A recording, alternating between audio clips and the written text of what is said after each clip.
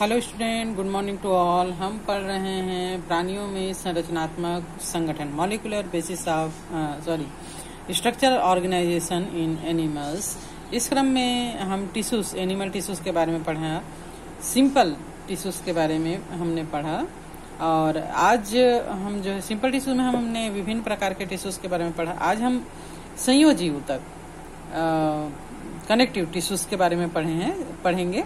जैसे कि नाम से पता चल रहा है, कनेक्टिव टिश्यू मतलब कनेक्ट करने वाला टिश्यू, संयोजी ऊतक, संयोजित करने वाला, जोड़ने वाला, है ना। तो ये विभिन्न ऊतक को आपस में जोड़ता है, अंगों को जोड़ने के लिए अवलंबन यानी सपोर्ट प्रदान करता है, और विभिन्न ऊतक और अंगों के बीच में रिक्त स्थान को भरने के लिए भी ये जो है वो प्रयुक्त होता है।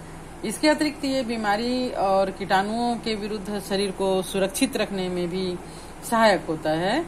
ये ऊतक भ्रूण या एम्ब्रियो के मध्य जनन स्तर से परिवर्तित होता है। जब एक जीव का निर्माण होता है तो 3 स्तर का होता है, इसमें ये मध्य जनन स्तर से परिवर्तित होता है, यानी चेंज होता है।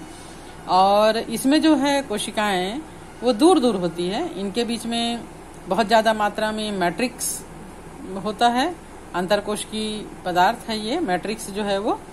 और तब संयोजी ऊतक को हम 3 प्रकार में बांट देते हैं: लचीले, लूज कनेक्टिव टिश्यूज, सघन यानी कि डेंस कनेक्टिव टिश्यूज, और विशिष्टीकृत यानी स्पेशलाइज्ड, स्पेशल कामों को करने के लिए कनेक्टिव टिश्यूज। हम सबसे पहले लचीले संयोजी ऊतक के बारे में, लूज कनेक्टिव टिश्यूज के बारे में पढ़ें। तो यहाँ पर ये जो लूज कनेक्टिव टिश्यू है, ये एक प्रकार के ऊतक में आधारभूत पदार्थ यानी कि आधात्री या मैट्रिक्स तरल या अर्ध तरल होता है। और लचीले संयोजी ऊतक का प्रकार जो है वो यहाँ पर 2 प्रकार का दिया हुआ है: अंतराली संयोजी ऊतक, एवियोलर कनेक्टिव टिश्यू, अंतराली संयोजी ऊतक या एवियोलर कनेक्टिव टिश्यू। डायग्राम में आप देख पा रहे हैं ढीला संयोजी ऊतक या एवियोलर ऊतक को। ये सामान्यतः अंगों के चारों ओर पाया जाता है। कोई भी अंग है ना, जैसे मान लीजिए डाइजेस्टिव सिस्टम का अंग है, लंग्स है, हार्ट है, तो उसके चारों ओर ये पाया जाता है। और ये पारदर्शक और चिपचिपे मैट्रिक्स वाला होता है। इसका जो मैट्रिक्स होता है यानी तरल जो द्रव होता है, जो अंग को चारों तरफ से घेरे रहता है, जोड़ कर रखता है, वह चिपचिपा और पारदर्शक होता है, जेली के समान ढीला। और अधिक मात्रा में मैट्रिक्स होने के कारण ये ऊतक ढीला ढीला होता है और झिल्ली के समान आवरण बना देता है। जैसे हार्ट के चारों ओर एक आवरण, झिल्ली का आवरण होता है, जो उसको उसके स्थान पर अवलंबन प्रदान करके रखता है, सपोर्ट प्रदान करके रखता है। लंग्स के चारों ओर झिल्ली का आवरण होता है, चिपचिपे, है ना, पारदर्शक। तो इस प्रकार ये अनेक अंतरांगों के हिलने डुलने, अमीबी कोशिकाओं के विचरण, पदार्थों के विसरण आदि को सुगमता और स्वतंत्र हेतु महत्वपूर्ण भूमिका निभाता है। इस ऊतक के मैट्रिक्स में जो कोशिकाएं होती हैं वो हैं हिस्टियोसाइट्स, ये बड़ी बड़ी, और अमीबी कोशिका, अमीबा के समान आकार बनने वाली, जिसे हम देख पा रहे हैं, बड़ी बड़ी कोशिकाएं हैं, अमीबी आकार के, है ना। अमीबी कोशिकाएं होती हैं, ये जीवाणुओं का भक्षण करने का काम करती है। ठीक है, ये जो है वो किसी भी अंग को सपोर्ट प्रदान करने के साथ साथ उस पर अगर कोई भी इन्फेक्शन हो रहा है, जीवाणु अटैक कर रहा है, तो उसको भक्षण करके वहीं पे नष्ट कर देती, सुरक्षा का काम करती है। सेकंड है मास्टर सेल्स, मास्टर कोशिकाएं। ये हिपेरिन और हिस्टामिन जैसे पदार्थ का निर्माण कर देती है। जैसे हमारे शरीर में बहता हुआ रक्त जमता नहीं है, तरल द्रव जमता नहीं है, तो ये हिपेरिन के कारण होता है, तो ये हिपेरिन का निर्माण कर देती है। फाइब्रोब्लास्ट, ये तंतुओं के बीच दबी हुई चपटी कोशिकाएं होती हैं, जो कि इसका जो मैट्रिक्स है वो जेली के समान आधार पदार्थ और जंतुओं के प्रोटीन्स स्रावित करती है। फाइब्रोब्लास्ट जो है, फाइब्रोब्लास्ट फाइबर्स, है ना, फाइबर्स मतलब रेसे के समान संरचना होती है और चपटी होती हैं ये, और ये जंतुओं में प्रोटीन्स का श्रावण करने का काम करती हैं।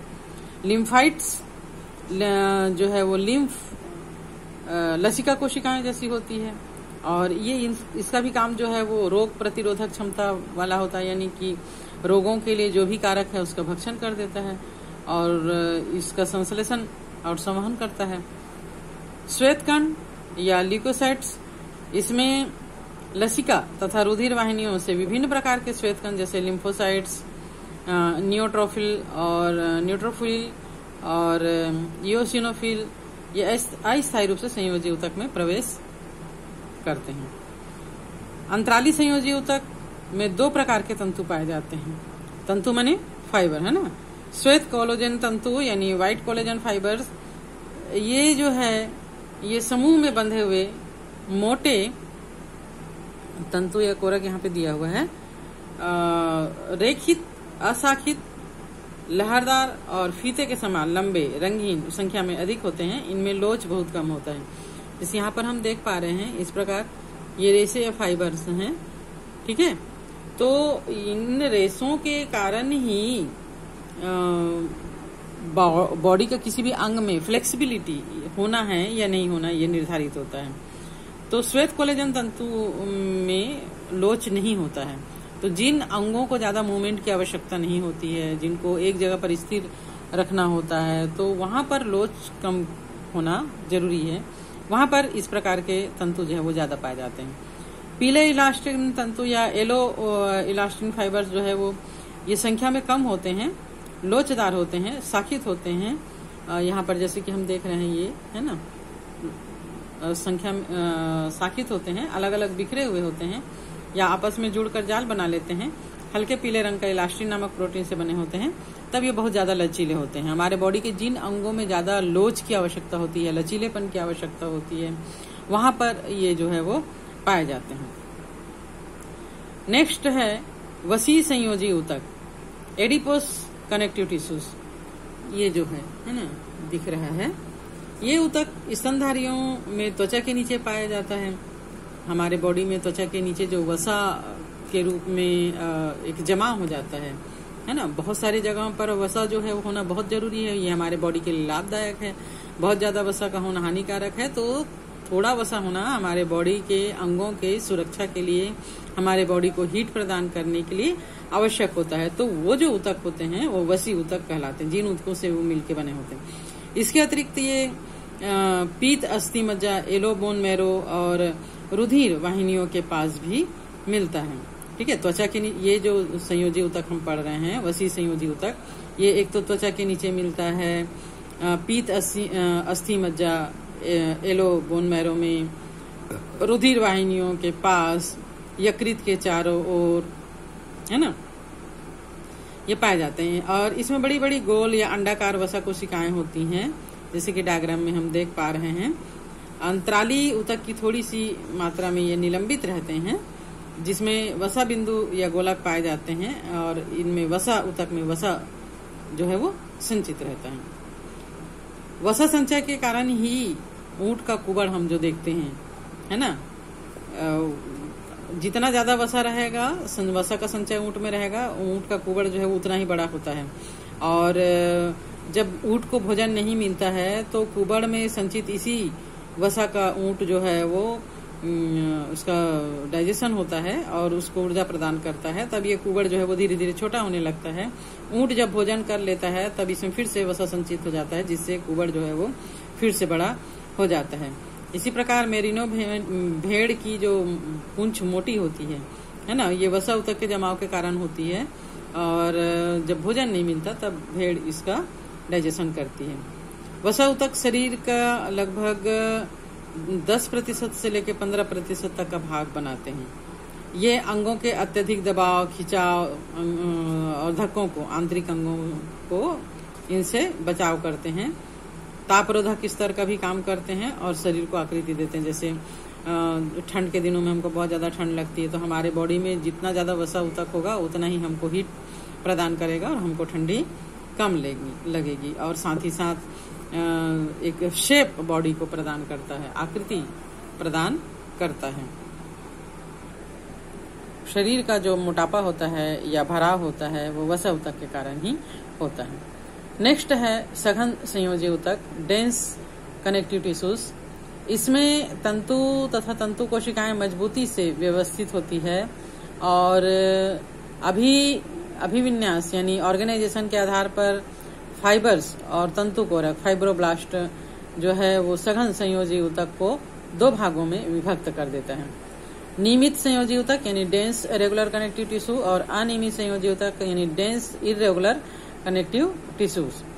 सघन नियमित ऊतक में कोलेजन तंतु समांतर तंतुओं के गुच्छों के बीच कतार के रूप में स्थित होते हैं, जैसे कंडराएं यानी टेंडांस। ये कंकाल पेशी को अस्थि से जोड़ती है।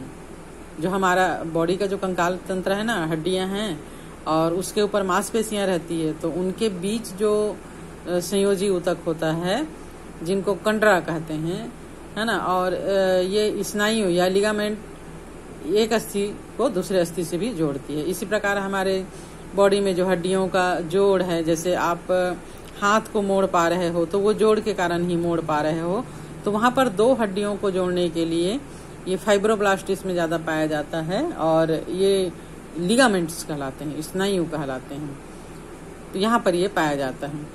सघन अनियमित ऊतक में तंतु एवं तंतुकोरक पाए जाते हैं। तंतु में अधिकांश कोलेजन तंतु होते हैं और यह ऊतक त्वचा या स्किन में पाया जाता है। तो आज के लिए इतना ही। नेक्स्ट डे हम विशिष्टीकृत संयोजी ऊतक स्पेशलाइज्ड कनेक्टिव टिश्यूज क्या है ये पढ़ेंगे।